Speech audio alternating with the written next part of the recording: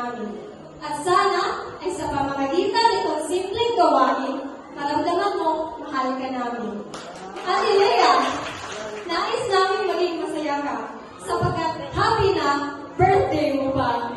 PSG would love to greet you an advance happy birthday. We thank God for your life, and as early as today, we declare that you will still be the Vice Mayor until 2031. In the name of Jesus, we love you, Ate Lea.